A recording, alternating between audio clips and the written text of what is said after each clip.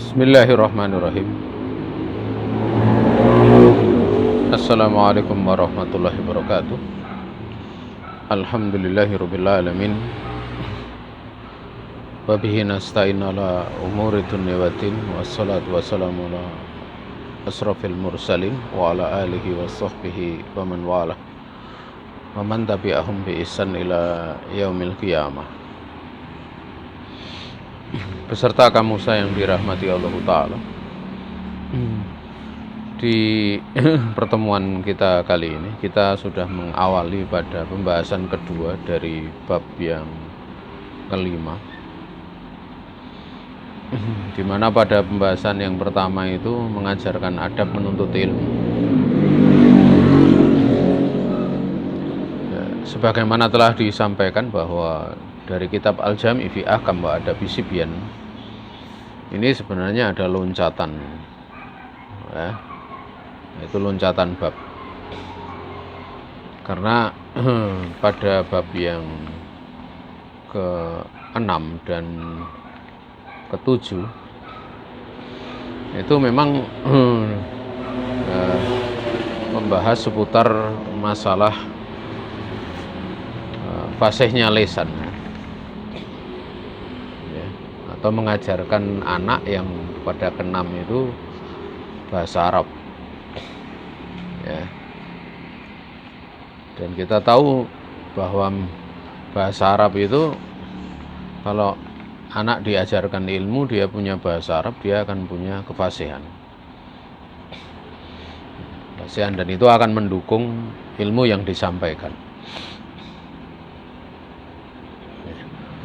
Kemudian pada bab ke-7 ini mengajari melempar, kemudian memanah, ya, dan mengendarai kendaraan, mengendarai kuda dan semisalnya. Ini adalah untuk melatih kekuatan, di mana jihad itu akan tegak dengan dua hal. Pertama, ilmu dan penjelasan, dan keduanya itu dengan kekuatan. Sering dikatakan dengan dengan tombak, dengan pedang dan tombak, ataupun yang semisalnya daripada itu jihad akan sempurna dengannya. Tentunya ini bersama dengan penguasa. Namun kita tahu bahwa ilmu itu, ya, di dalam wilayah berjihad ini itu lebih luas dibandingkan dengan kekuatan. Karena jihad dengan tingkatannya masing-masing itu ada jihad yang tidak bisa disentuh, tidak bisa dimasuki kecuali oleh para ulama, seperti jihad dengan orang munafik. Ya. Ini hanya orang-orang yang berilmu dan punya kesabaran karena ilmunya. Nah, sehingga sengaja di sini di dalam resum dilompatkan kepada bab 8, yaitu tentang adab menuntut ilmu. Ya, karena pada bab sebelumnya itu, yaitu kelima, itu dibahaskan, ya. Ini kan sebenarnya pada bab kelima itu seperti pada kalian pada bab kelima pembahasan 1 kalau dalam kitab Al-Jami' fi Ahkam wa Adabi Sibyan, pada bagian pertama, yaitu tentang mengajari anak adab menuntut ilmu. Nah, sekarang pada pembahasan kedua itu adab-adab menuntut ilmu. Jadi sengaja itu dilompatkan, ya. Wallahu ta'ala. Tentunya kita punya pandangan, ya, kita punya husnudzon kepada penulis itu dengan pandangan yang baik, ya, pandangan baik. Wallahu ta'ala alam. Pada resum kalian cuma disebutkan pada pasal 1 itu kisah Ibnu Abbas. Tetapi semangat ini perlu untuk istilahnya Katanya mengajarkan semangat anak dalam menuntut ilmu. Artinya kan ini adab. Di dalam menuntut ilmu itu seorang mesti semangat. Jadi kalau ada orang menuntut ilmu tapi belum semangat, ini perlu untuk dikasih semangat. Dan tentunya semangat itu dibangun karena dia tahu keutamaan yang dipelajarinya. Nah, tahu keutamaan yang dipelajari. Kalau enggak tahu ya bagaimana bisa semangat itu. Sehingga di sini kita akan sampaikan ya kisah-kisah para a'imah kita. Mungkin ini butuh sekitar 2 pertemuan lagi ya untuk menyelesaikan pada pasal ini. Nah, terkadang hanya menyampaikan semangat saja. Perlu semangat menuntut ilmu, tapi kita tidak berapa contoh ya. Bagaimana salaf dulu semangat dalam menuntut ilmu itu bentuknya seperti apa sehingga bisa menjadi istilahnya menjadi pelajaran berharga bagi kita, bisa kita ceritakan pada anak-anak kita atau murid-murid kita tatkala kita mengajar. Yang ingin ditambahkan di sini perkataan Az-Zuhri ya. Al-Imam Zuhri ini murid seorang sahabat Nabi itu. Ini tabi'in ya. Qala Az-Zuhri rahimahullahu taala, nasatu wa ana gulam la mala li muqatta'un minat diwan. Fakuntu ata'allamu nasaba qaumi min Abdillah ibni Sa'labah ibni Su'air al-Adawi. Wa kana aliman binasabi qaumi wa huwa ibnu ukhtihim wa halifihim fa atahu rajulun fasa'alahu an mas'alatin minat talaqi fa ayyubiha wa asara lahu ila Sa'id ibnil Musayyab. Ya, fakultu fi nafsi ala arani ma'ahadar rajul al-musin yaqilu anna Rasulullah alaihi salatu wasallam masaha ala ra'sihi wa huwa la yadri ma hadha fangtalaku ma'asail ila Sa'id ibnil Musayyab fasa'alahu fa akhbarahu fajalastu ila Sa'id wa taraktu Abdullah ibni Sa'labah fajalastu Urwah ibna Zubair wa Ubaidillah ibna Abdillah ibni Utbah wa Abu Bakrin ibni Abdirrahman ibni Al-Haris ibni Hisham hatta fahimtu.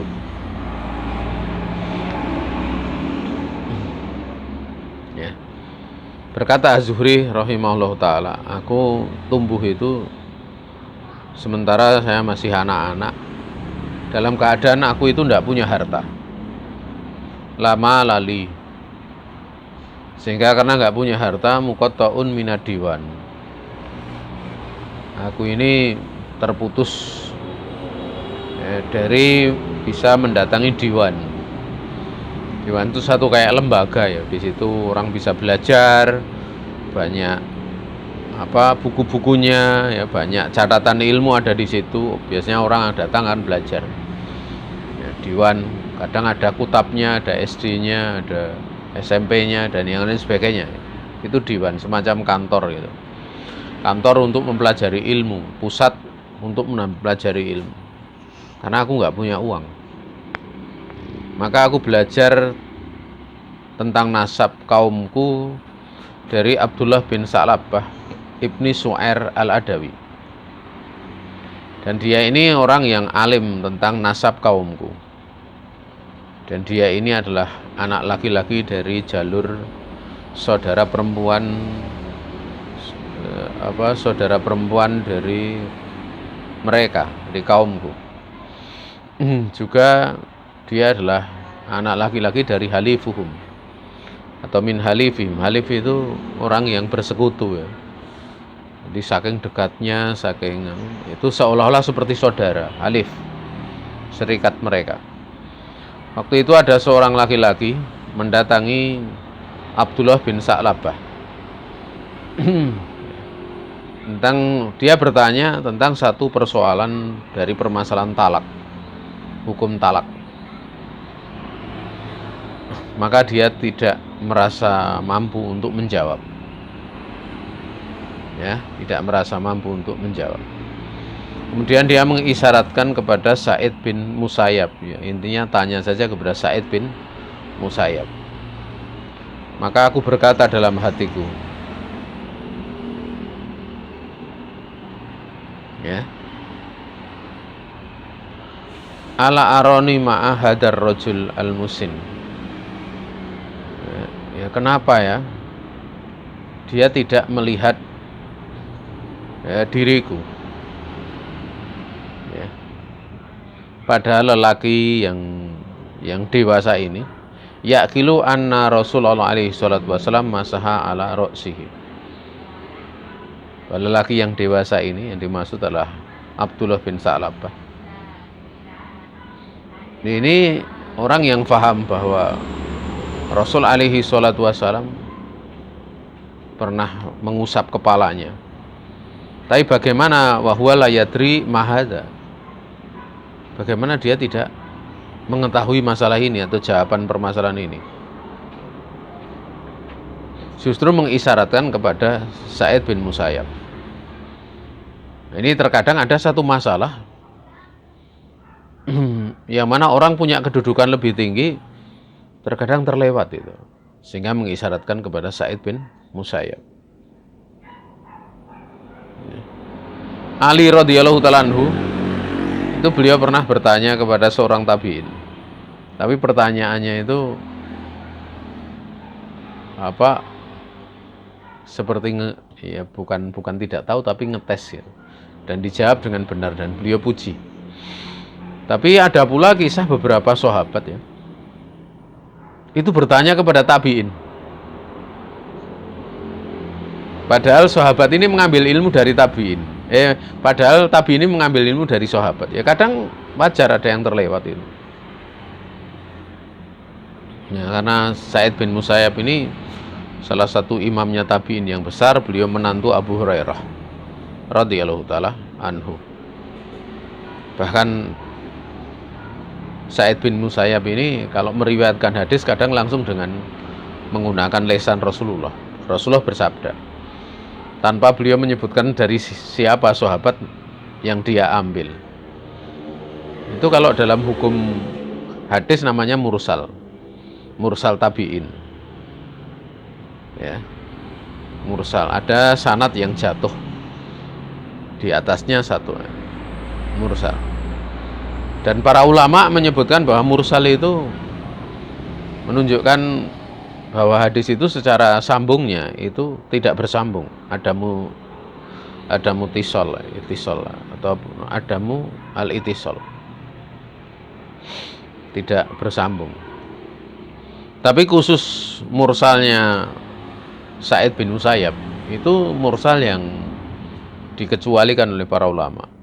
Mursalnya Sa'id bin Musayyab itu mutasil, bersambung. Ya, dimana golabahnya beliau itu bisa mendengar dari Abu Hurairah sebagai menantunya, dan juga bisa jadi mendengar dari istrinya. Ya, makanya dikecualikan marosil Sa'id bin Musayyab itu dari ketidaksambungan, dari tidak mutasil. Beliau itu mutasil sampai Rasulullah alaihi salatu wassalam. Maka kata Zuhri ya, dia kan belajar kepada Abdullah bin Sa'labah itu dari si nasab. Tatkala ditanya tentang satu masalah tolak dia nggak tahu, tapi justru mengisyaratkan kepada Sa'id bin Musayyab. Maka waktu itu Zuhri mengatakan fangtolaku ma'asail ila Sa'id ibn Musayyab. Ini Masya Allah ya, cerdas ini Zuhri ini, Al-Imam Zuhri. Aku kemudian pergi bersama penanya ini, lelaki ini, mendatangi Sa'id bin Musayyab. Padahal yang punya masalah lelaki ini gitu. Dia masih gulam ya, masih kecil. Dia nggak punya uang, tapi dia seneng orang lain belajar, dia ikut gitu. Maka dia pun bertanya setelah sampai ke siapa? Sa'id bin Musayyab. Dia menanyakan perkara itu. Kemudian Sa'id bin Musayyab mengkabarkan jawabannya. Maka setelah itu ya, aku kemudian duduk belajar bersama Sa'id, dan aku tinggalkan Abdullah bin Salabah karena dia mendapatkan guru yang lebih alim. Ya, beliau berpindah dari guru yang sebelumnya kepada guru setelahnya. Itu Masya Allah ya. Tidak cuma itu, kemudian jalastu Urwah ibn Zubair, dan aku juga duduk di majelisnya Urwah bin Zubair, dan juga Ubaidillah ibni Abdillah ibni Utbah, dan juga Abu Bakar bin Abdurrahman ibni Haris bin Hisam, sampai aku faham ya, sampai aku bisa memahami agama ini. Jadi proses keimaman Zuhri itu Masya Allah ya, berawal dari seperti ini. Kemudian apa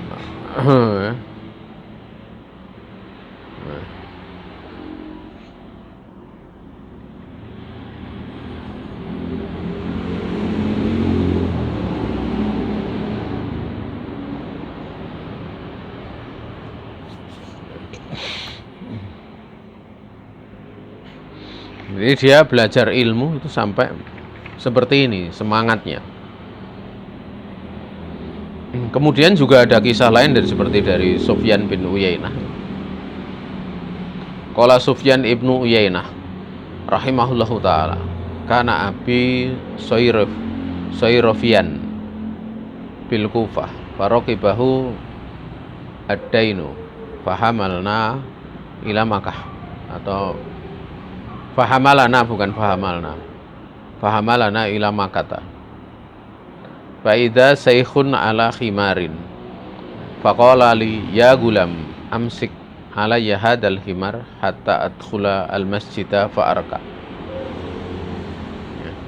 Fakultu ma'ana bifa'il au tahaddatsni.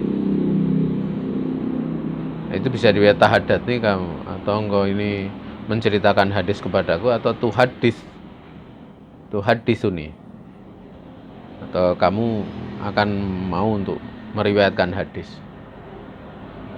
Qala wa matasnau anta bil hadis wastasgoroni. Fakultu tuhadditsuni. Ya benar, berarti tuhadditsuni ya, tadi ya. Faqala haddatsani Jabir ibnu Abdillah wa tasna ibnu Ayyasin fahadatsani bisamaniyata ahaditsa fa'an saktu bihimarihi faja'altu atahaffadu ma hadatsani bih falamma sholla wa kharaja qala mana fa'aka ma hadastuka ya habastani. Fakultu haddatsani bikadza fadzakartu alaihi jami'a ma haddatsani bihi faqala barakallahu fik ta'al godan ilal majlis fa idza huwa Amr ibnu Dinar. Subhanallah. Ini kisah yang sangat menakjubkan. Seorang punya guru berawal dari tawar-menawar masalah kerja. Ini kisah dari Sufyan bin Uyainah itu. Dan ini yang saya dapati dari guru kami dulu seperti ini ya. Artinya dia berguru pada seorang ulama besar dengan proses seperti ini. Berkata Sufyan bin Uyainah, dia mengatakan kana abi, ayahku itu adalah seorang tukang penukar uang. Jadi tukar menukar dinar dengan dirham dan yang lain sebagainya. Ya. Di daerah Kufah. Waktu itu ada inu farokibahu. hutang itu membebani beliau. Ya, karena hutang banyak, ya, akhirnya beliau itu ingin nyari nafkah di tempat lain. Biasa orang Indonesia punya hutang atau kurang nafkahnya datang pergi ke negeri lain, ke Saudi, ke ini. Ya. Fahamalana ila Makkah. Maka bapakku itu membawa kami ke Mekah. Tiba-tiba ada seorang syekh, ya, seorang yang lelaki yang tua. Itu ala himarin di atas kendaraan. Ini adalah Malik bin Dinar, ya. Atau bukan, Amr bin Dinar, bukan Malik bin Dinar. Ya. Maka dia berkata kepadaku, wahai anak kecil, gulam itu menjelang balik atau kurang lebih seperti itu. Kamu tahan ya, himar ini untukku ya. Maksudnya kamu kerja menjaga himar ini, nanti saya gaji gitu loh. Intinya seperti itu. Sampai aku masuk Masjidil Haram dan aku akan rukuk itu. Sampai aku masuk masjid dan rukuk di dalam Masjidil Haram. Maka ini Sufyan bin Uyainah kan sejak kecil sudah cerdas. Saya itu bukan orang yang bekerja seperti itu, menjaga kendaraan orang lain. Kalau zaman sekarang tukang parkir gitu. Bukan. Ya. Atau kamu menceritakan hadis kepadaku. Artinya gini, saya ini tidak mau untuk menjaga hewan kamu, kendaraan kamu. Atau saya mau tapi kamu ceritakan hadis kepadaku gitu. Masya Allah ya. Ya, semangatnya Sufyan bin Uyainah, dia mau menjaga itu, tapi diajari ilmu gitu loh. Ya. Maka Amr bin Dinar, ini belum diketahui kalau Amr bin Dinar ya. Dia bertanya, "Wa matasna anta bil hadis" gitu. Atau kurang lebih seperti itu. Apa yang akan kamu lakukan dengan hadis gitu loh. Fastasgoroni, karena beliau mengucapkan itu, pertanyaan itu karena memandang kecil. Masih kecil kok butuh hadis, untuk apa gitu loh. Intinya seperti itu bahasa kita. Maka aku tetap berkata, tuh hadis ini, pokoknya kamu sampaikan hadis kepadaku, ini himarmu saya jaga gitu. Kalau enggak mau gitu. Masya Allah ya. Ya. Maka kemudian Jabir bin Abdillah, kemudian dia berkata ya, Amr bin Dinar ini telah menceritakan kepadaku Jabir bin Abdillah. Dan Jabir bin Abdillah berkata, Ibnu Ayas telah menceritakan kepada kami. Kemudian Ibnu Ayas mengatakan, Fahadatsani, ya. Atau di sini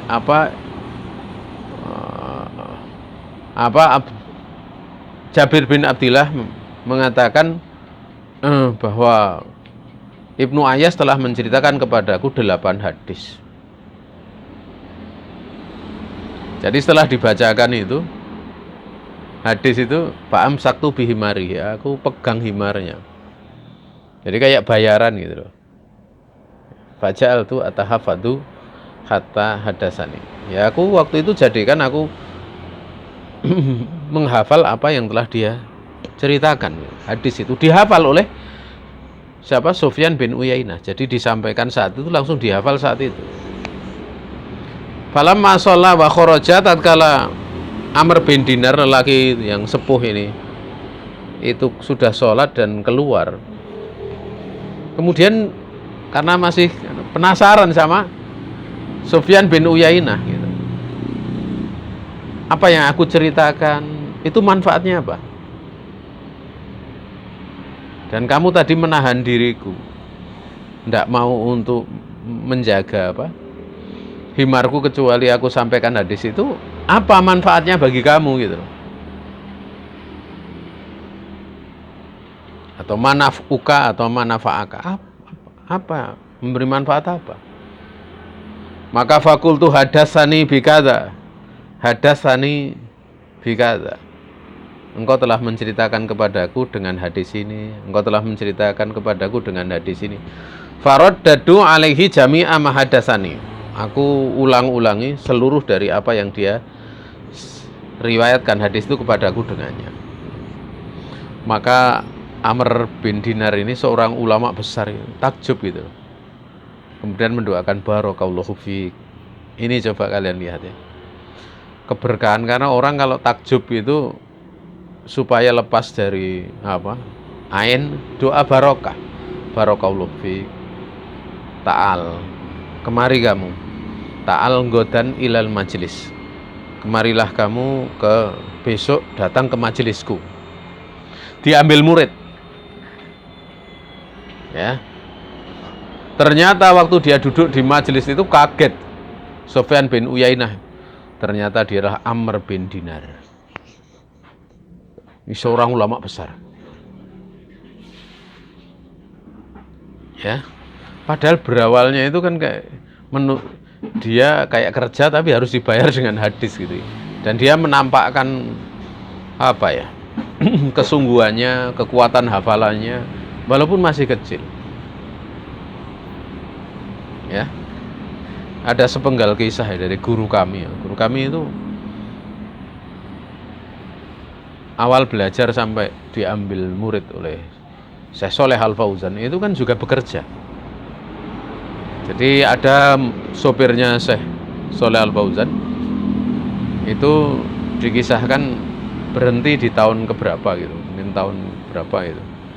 Masih tersisa beberapa, kalau tidak salah tersisa 1 tahun gitu. Maka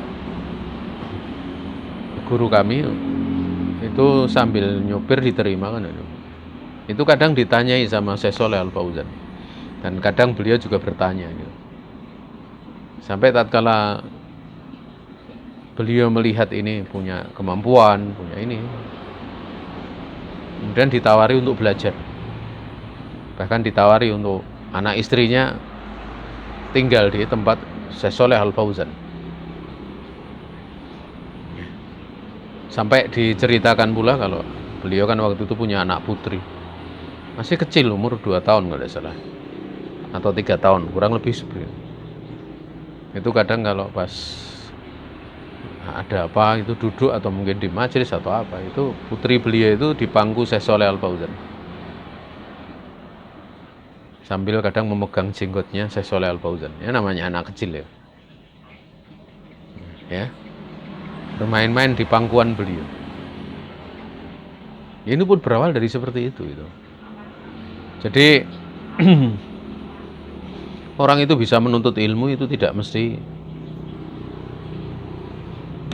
pakai kuliah, pakai lembaga, pakai ini.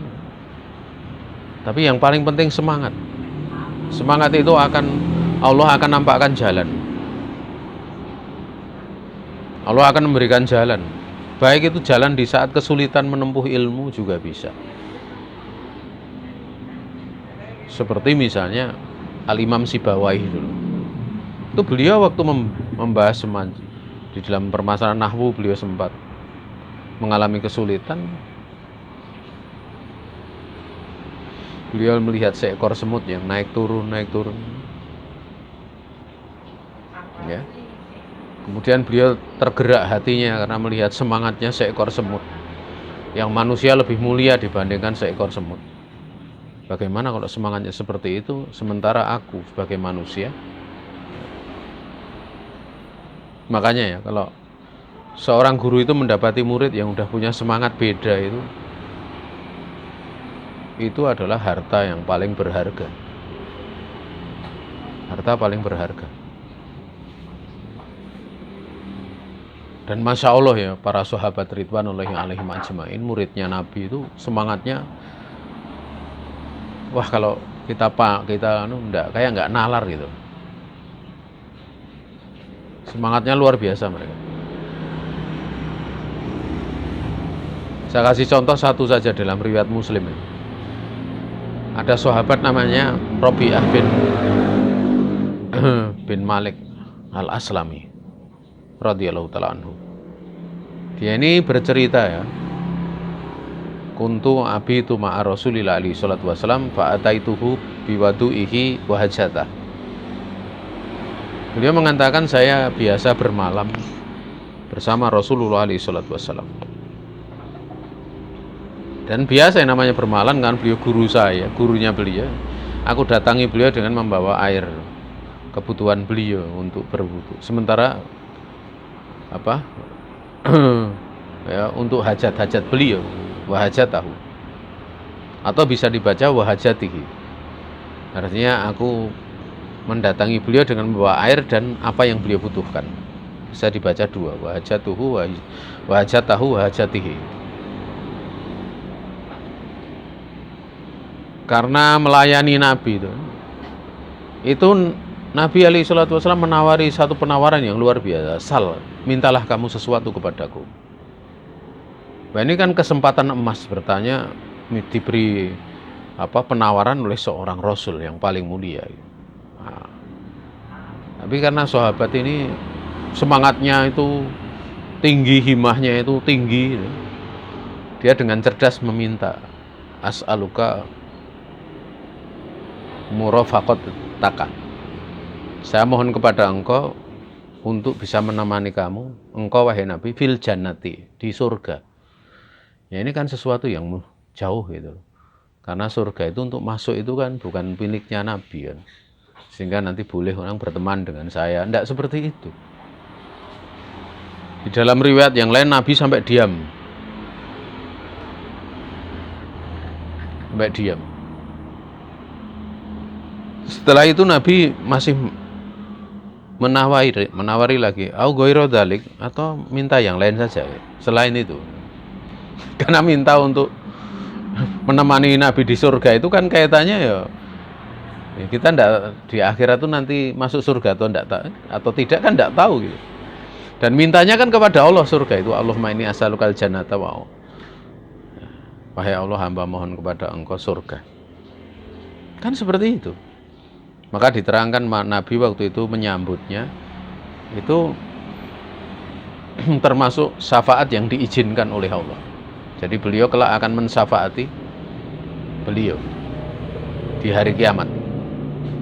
Loh kok bisa? Kan di dunia.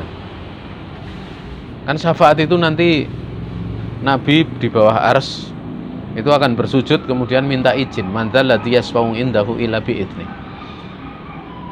Ya ini perkara kan perkara gaib. Dan Nabi SAW itu memungkinkan untuk kemudian diberi izin kelak untuk mensyafaati dari sahabat tadi. Dan itu berlaku di dunia. Karena memang itu yang akan terjadi, fa insyaallah kan seperti itu. Sebagaimana Nabi akan mensyafaati Abu Thalib untuk siksanya diringankan. Ya, itu nanti terjadinya di hari kiamat, pada saat manusia ya dia setelah ditampakkan surga, karena ditampakkan di hadapannya itu neraka, ada rentetan-rentetan peristiwa pada hari kiamat. Maka ya, ditanya au ghairu dzalik, atau kamu minta yang lain gitu, selain daripada itu. Atau itu penawaran ya enggak apa-apa itu, tapi minta lain enggak gitu. Intinya seperti itu. Maka beliau ini dengan cerdas mengatakan huwadak. Permintaanku itu hanya itu saja ya Rasulullah. Coba kalian. Maka Nabi SAW kemudian bersabda, fa'a ini ala nafsika bikasrati sujudi. Ya sudah, kamu tolong diriku. Kamu tolong diriku. Ya, untuk mewujudkan keinginan kamu itu. Tapi dengan kamu banyak sujud, atau tolonglah diriku untuk mewujudkan keinginanmu dengan kamu banyak sujud. Yang dimaksud banyak sujud itu adalah sholat. Dan sholat yang dimaksud banyak berarti tidak cuma sholat wajib, tapi sholat sunat. Makanya Al-Hafidz Ibnu Hajar Al-Asqalani dalam kitab Bulughul Maram memasukkan tentang hadis ini sebagai dalil sholat tatawu, sholat sunat. Jadi kalian lihat ya, semangatnya seperti itu. Ya. Semangatnya. Ya kalau pelajaran-pelajaran ya mengajar ngaji itu kalau misalnya orang mengajar dan lihat ada yang semangat tuh seneng banget. Apalagi lo punya putra, punya nggak mau terlambat, itu bentuk semangat seorang untuk belajar. Atau kemudian dia mengatakan, saya nggak mau libur, saya nggak mau. Kadang posisi sakit ya, saya sakit sedikit, saya pengen berangkat, nanti ketinggalan pelajaran. Ini sifat-sifat bagus ini. Semangat, artinya dia punya semangat. Ya.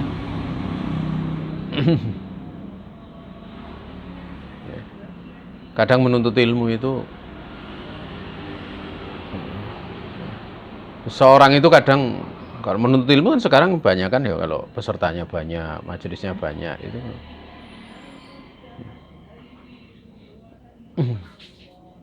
Ya sampai maka apa ya pernah saya ngajar itu misalnya ya, ngajar itu sampai panitianya nggak enak gitu. Ini kadang yang datang 1, ada yang datang 2, kadang datang 6, kadang datang 7, padahal itu sudah program di satu SKI, seksi kerohanian, di satu universitas di sekolah tinggi di Jogja. Itu kan ada sebuah kajian itu tematik, ganti-ganti ustadz. Ya waktu saya ngajar ganti-ganti ustadz, termasuk saya yang diundang. Itu ya pesertanya lumayan ya, ada 30, 25, 30 segitulah. Tapi mungkin pengurusnya pengen belajar lebih gitu. Akhirnya saya tidak dimasukkan di pelajaran itu, tapi diundang ustadz-ustadz lain. Akhirnya tambah banyak ustadznya yang masuk ke sekolah itu atau di universitas itu. Sementara saya diganti untuk kajian yang tetap, dari setiap pekan. Beliau minta untuk ngajari baca Quran, tahsin. Itu ngerti pelajarannya ya, seperti tahsin kan seperti pelajaran tajwid, pelajaran tentang makhorijul huruf, tentang sifatul huruf gitu. Ya saya udah 13 tahun nggak ngajar, udah lama nggak ngajar itu. Ya. Akhirnya ya, karena pelajaran metodenya seperti itu kan lama-lama sedikit demi sedikit itu. Pada saat sampai pada talqin itu mulai banyak lagi. Tapi sampai suatu saat itu hanya 1 orang yang datang. Saat kala talqin Al-Fatihah gitu. Tapi ada waktu itu, waktu mulai pelajaran itu, sampai 1 orang itu belajar itu merasa bersalah gitu. Merasa bersalah bahwa ini kan program dari unit kerohanian, tapi kok seperti ini, saya sendiri yang belajar gitu. Kan saya nggak enak. Ini kan ada pembiayaan ini, alokasi ini, sementara yang ngaji cuma pribadi saya sendiri, seolah-olah saya seperti kepentingan pribadi. Dia cerita seperti itu, dalam batin itu nampak berat itu, dalam wajah itu nampak berat. Dan saya kasih kabar gembira, kalau itu sudah diputuskan di dalam sebuah lembaga, kemudian antum melaksanakannya, dan sudah disepakati dalam lembaga tersebut kalau biayanya itu antum ngelola, itu antum punya 2 keuntungan sekaligus. Pertama, melaksanakan kifayahnya dari umat ini. Yang kedua, kamu sendiri juga dapat ilmu. Ya. Karena waktu sudah menunjukkan saya harus pulang atau harus selesai di situ karena mau ngajar tempat lain, tapi dia menahan sampai 1/4 jam. Dia nahan itu, dia cerita bahwa saya itu sering disuruh jadi imam. Dulu kalau membaca Quran itu saya biasa, cepat itu biasa, tapi setelah belajar ini, bacaan saya jadi beda sekarang. Saya jadi merasa, oh ini salah, saya harus ngulangi lagi. Ini saya harus ngulangi karena saya jadi tahu ini. Kemudian saya katakan, saya sebagai guru mengajar di sini, saya sudah melihat perubahan itu. dari pengucapan huruf to, ya, pengucapan dari huruf sod itu atau sin, ya, atau ta, itu saya sudah melihat perubahan itu. Ya. Ini faedah dari belajar, dan itu bagus, karena dengan kamu seperti itu akan berhati-hati dalam membaca. Kemudian dia cerita pernah jadi imam, itu dia bisa merasa salah sendiri dalam bacaannya. Atau ada yang tidak tahu setelah salat ada yang mengingatkan mungkin, ya. Dia baca surat Al-Kautsar itu dia baca inasani akahual abtar. Dia mengatakan itu salah, ya, Yang benar inasyani akahual abtar. Nah, itu salah satu faedah ilmu. Ilmu itu bisa menjadikan kita terkoreksi. Itu keberkahan. Itu sudah kamu lihat. Baru belajar sebentar sudah bisa membedakan mana sin dan mana shin.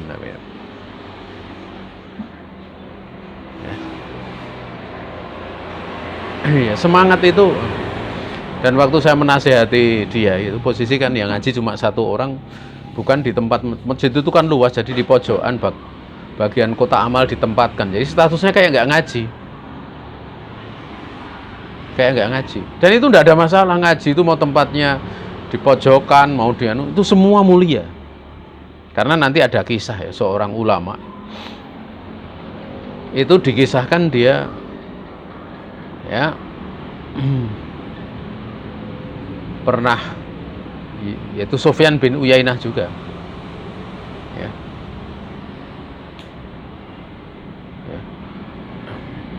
Dia mengisahkan tentang seorang ulama yang dia ini kadang berada di bagian pojok masjid, seolah-olah dia itu seperti pencuri yang tertangkap. Ya, dia qaidan yabghi, dia duduk dalam keadaan menangis.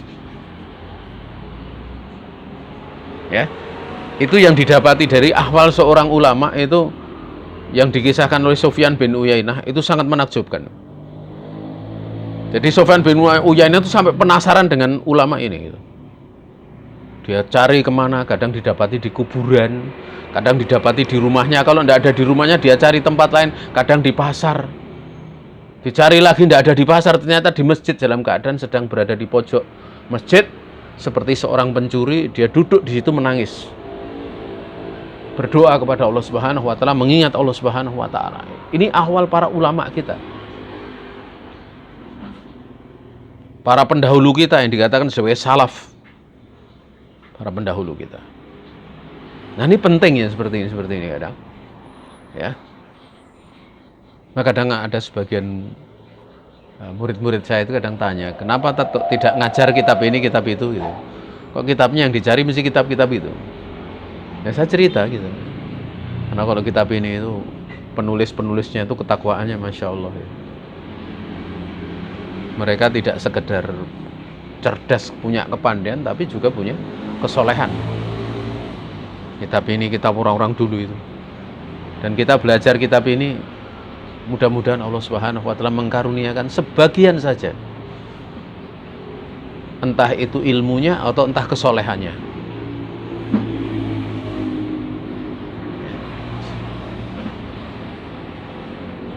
Ini coba kalau kalian lihat, ya, kita sholawat kepada Nabi dibalas oleh Allah sholawat 10 kali. Sholawat kepada Nabi itu kan sebenarnya satu bentuk syukur, salah satu dari, kalau diambil pembahasan, satu bentuk syukur kepada Nabi, gitu. Tapi dibalas oleh Allah dengan sholawat 10 kali. Dan Nabi sebenarnya nggak butuh sholawat kita, karena beliau itu doa sendiri makbul, kedudukannya dekat, sementara kita banyak dosa. Tapi kasih sayang Allah Subhanahu wa taala menjadikan kita itu disyariatkan untuk bersolawat kepada beliau. Sementara kita ini manusia yang banyak kekurangan, banyak kesalahan. Tidak cuma itu, bahkan Nabi almar'u ma'aman ahabba. Seorang itu dia akan bersama dengan orang yang dicintai. Sampai Anas bin Malik waktu mendengar hadis ini, ma farihna bisai'in farihna biqauli Nabi alaihi salatu wasalam, almar'u ala man ahab. Kami itu belum pernah merasakan kegembiraan sebagaimana kami itu belum pernah merasakan dengan kegembiraan karena sesuatu melebihi dari atau dibandingkan gembiranya kami dengan sabda Nabi bahwa orang itu akan bersama dengan orang yang dicintai.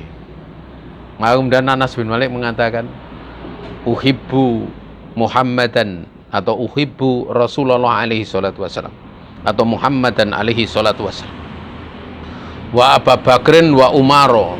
Saya cinta kepada Rasul dan saya cinta kepada Abu Bakar dan saya cinta kepada Umar. Artinya ini cinta kemudian akan dibersamakan dengan orang yang punya kedudukan lebih tinggi gitu. Seperti itu. Ini kan ada isyarat ya, ada isyarat bahwa tatkala kita ngambil sesuatu dari orang yang punya kedudukan lebih tinggi, itu kadang akan dikaruniakan kepadanya itu kepada orang yang kedudukannya lebih tinggi tersebut gitu. Ya. Kalau di sini ya kisah yang terjadi kepada siapa? Sufyan bin Uyainah. Kemudian dia sampai bisa berguru kepada Amr bin Dinar. Itu Masya Allah. Kadang kalau orang itu semangat, orang semangat itu kan seperti ini. Ini sampai diambil murid itu. Diambil murid. Ya. Wallahu ta'ala alam. Wallahu ta'ala alam. Kemudian ada perkataan lain lagi. Qala Sufyan bin Uyainah rahimahullahu taala, Amr bin Qais al-Mulai huwallazi adabani wa 'allamani qira'atal Qur'ani wa 'allamani al-fara'id. Fakuntu atlubuhu fi suqihi fa illam ajidhu fi suqihi wajadtu fi baitihi. Imma yusolli wa imma yaqra'u fil mushafi ka'annahu yubadiru umuran tafutahu atau umuran tafutuhu bukan tafutuhu fa illam ajidhu fi baitihi wajadtuhu fi ba'di masajidil Kufah fi zawaziyatin min ba'di zawazal masjidi ka'annahu sarikun qa'idan yabki fa illam ajidhu wajadtuhu fil maqbarah wa qa'idan yanuhu ala nafsihi. Ini kisah yang sangat indah ya. Berkata Sufyan bin Uyainah rahimahullah ta'ala, Amr bin Qais al-Mulai, ini beda, bukan Amr bin Dinar ya. Ini meninggalnya setelah Amr bin Dinar, jadi generasinya di bawahnya itu. Maka Sufyan bin Uyainah mengatakan Amr bin Qais al-Mulai, dialah yang telah mendidik adab aku. Dia pula yang telah mengajari aku bacaan Al-Quran. Dia pula yang telah mengajari aku ilmu faraid. Fakuntu atlubuhu fi suqihi. Biasa aku mencari beliau itu karena berguru di pasar. Di pasarnya beliau, suknya. Apabila aku tidak dapatinya di pasarnya yang beliau biasa di sana, aku dapati beliau itu di rumahnya. Entah dalam keadaan sholat atau entah dalam keadaan membaca Al-Quran di mushaf. Seolah-olah beliau ini menyegerakan perkara, ya, khawatir perkara itu akan lewat. Pokoknya sholat, kalau nggak sholat ya baca mushaf. Ini orang yang soleh, Masya Allah ya. Ulama soleh lagi. Apabila aku tidak mendapati di rumah, aku dapati dia itu di sebagian masjid di Kufah. Beliau itu berada di satu pojok di antara pojok-pojok masjid, seolah-olah beliau ini seperti seorang pencuri yang duduk. Biasanya orang pencuri kalau duduk itu posisi duduknya itu duduk terhina. Qa'idan yabki, beliau duduk sambil menangis di situ. Kalau aku tidak mendapatinya, maka aku dapati beliau itu di kuburan. Dalam keadaan duduk, beliau dzikrul maut, mengingat kematian, sampai beliau menangisi keadaan dirinya. Mungkin dosa-dosanya dan yang semisalnya. Ini Masya Allah ya.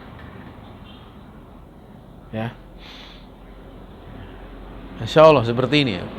Guru yang Masya Allah ya. Makanya kalau berguru umum itu kadang nggak akan dapat yang seperti ini gitu. Tapi kalau berguru khusus itu Masya Allah ya. Ya. Makanya kalau berguru takhosus 1 orang, 2 orang itu kadang dia akan dapati sesuatu yang tidak didapati di majelis-majelis umum ya. Pernah di antara satu guru saya itu cerita ya. Beliau menceritakan bagaimana beliau memberi nafkah anak istrinya. Bahwa tidaklah aku memberikan nafkah mereka kecuali sudah aku pastikan halal haramnya.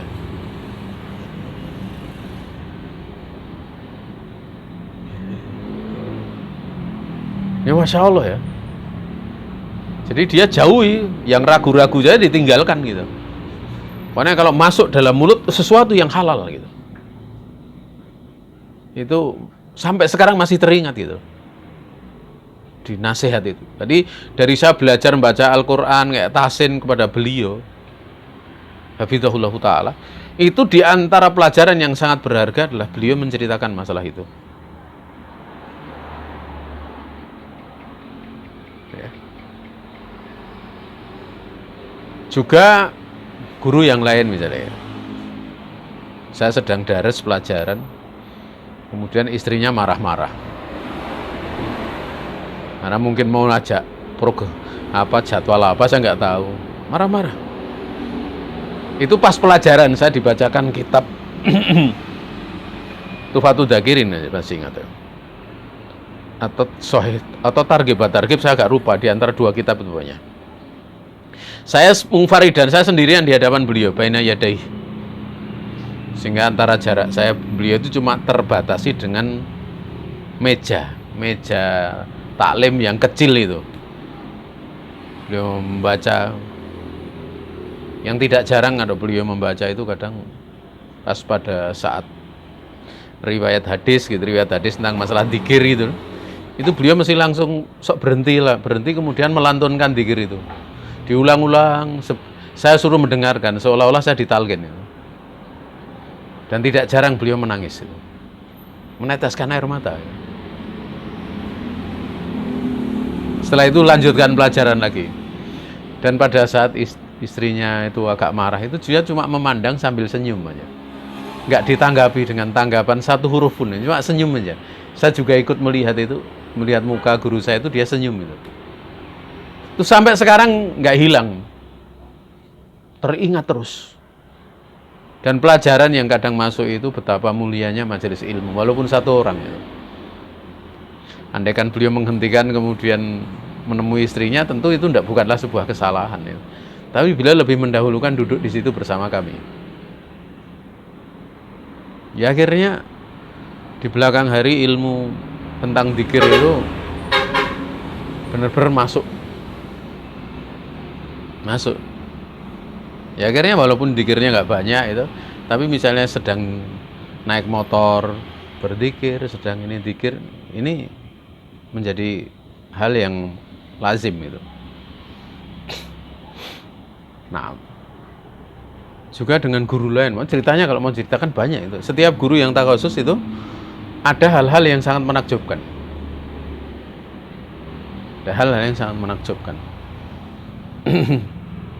Ya. Wallahu ta'ala alam. Baik, sebuah ya.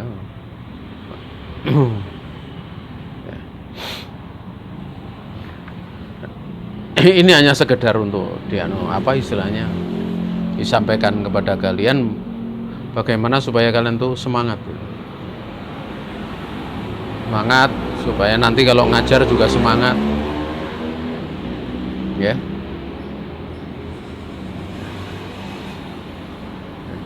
Sehingga banyaknya murid itu bukan ukuran keberhasilan sebuah majelis atau banyaknya majelis, bukan gitu. Tapi bagaimana kita itu punya semangat, kita berharap Allah Subhanahu wa taala menjadikan itu sebagai sebuah amal yang apa istilahnya, yang mendatangkan kemanfaatan besar di dunia, lebih-lebih di akhirat. Ya. Ini di akhirat. Menuntut ilmu sampai pada tahapan-tahapan seperti itu butuh kesabaran. Semangat itu akan meringankan beban. Makanya diterangkan oleh para ulama, orang yang tafaul, orang yang optimis, itu bukan sekedar dia akan apa, bukan sekedar dia mendapatkan apa yang diinginkan ya, atau kurang lebih seperti itu, tetapi dia akan termudahkan untuk bersabar tanpa merasa pada saat melaksanakan kesabarannya itu seperti ada beban. Itu optimis. Ya.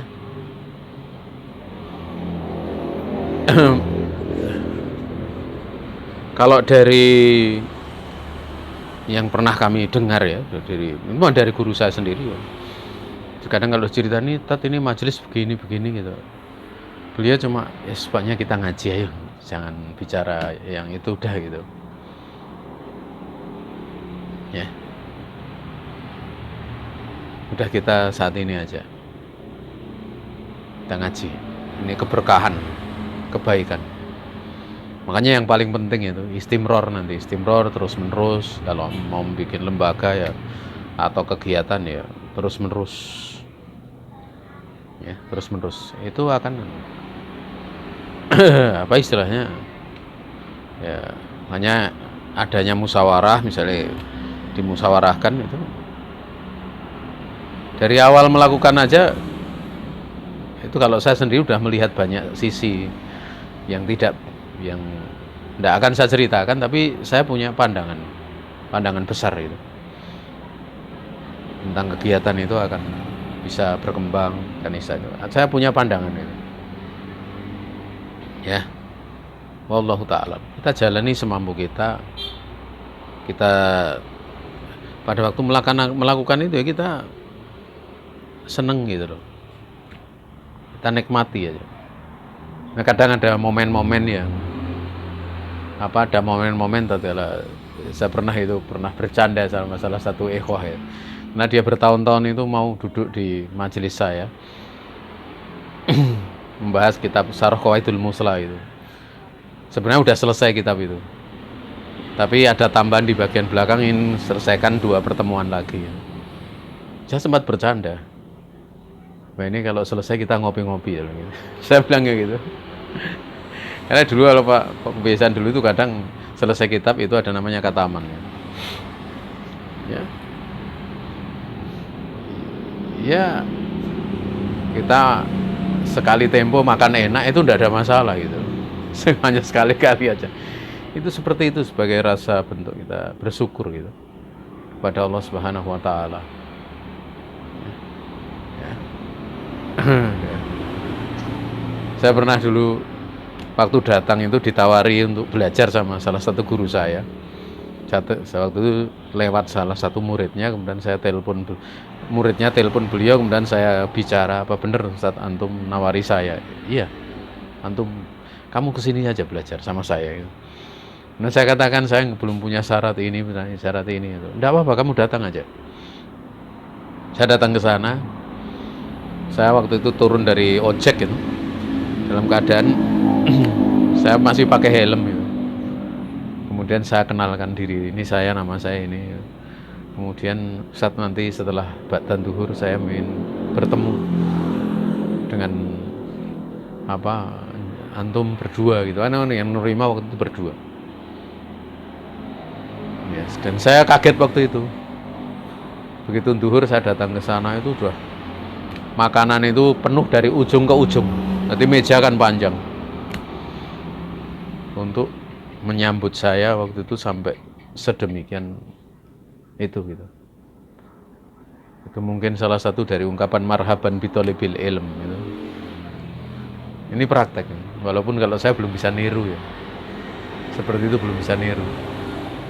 Tapi memang ilmu itu membentuk karakter kasih sayang, menyayangi. Sehingga dibikin bagaimana orang itu senang, bergembira. Lebih-lebih memang apa yang akan digapainya itu adalah termasuk yang akan menjadikan dia gembira di dunia. Demikian pula di akhirat. Ini saja yang bisa disampaikan. Ya, karena sebentar lagi saya mau keluar untuk ngajar. Jadi tidak ada pertanyaan, kalau ada nanti disampaikan di grup saja. Ada salah datang dari pribadi diri saya sendiri dan juga dari setan, saya istighfar kepada Allah Subhanahu wa taala. Kalau ada benar semata-mata keluasan rahmat Allah taala yang diberikan kepada kita. Subhanaka Allahumma wa bihamdik, asyhadu an la ilaha illa anta, astaghfiruka wa atubu ilaik. Wassalamualaikum warahmatullahi wabarakatuh.